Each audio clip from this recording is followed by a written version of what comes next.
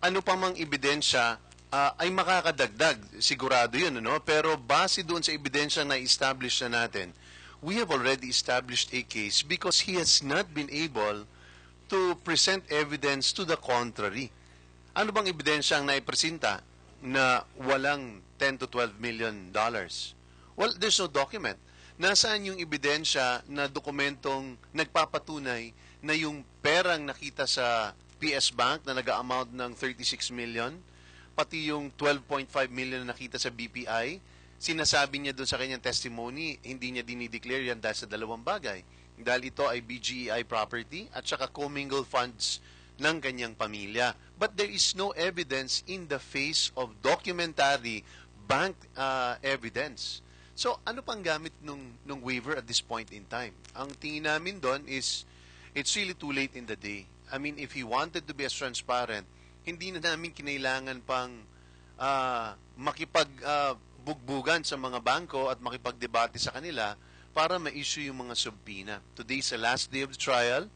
We don't see already any opportunity to actually use it. And besides, whatever purpose it is being given has already been met because nakita na yung mga ebidensya at hindi niya natapatan ito ng ebidensya maliban sa kanyang open denial o sa kanyang kwento lang. So you're also against yung sinabi niya kanina na ipatawag yung bank managers? Depende na po yan sa Senate Impeachment Court. No?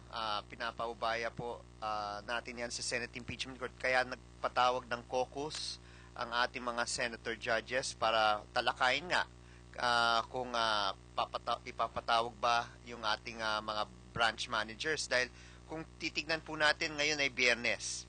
No? At kung they decide to do it, no, walang pasok na ang bangko bukas. So how will you call the branch managers? So the earliest that they will be able to issue the summons for them to attend will be Monday. So it might not fit, no, it might not be with the schedule that the senators have agreed on. Pero again, we will leave it up to the discretion of the senator judges on what they would decide after their caucus.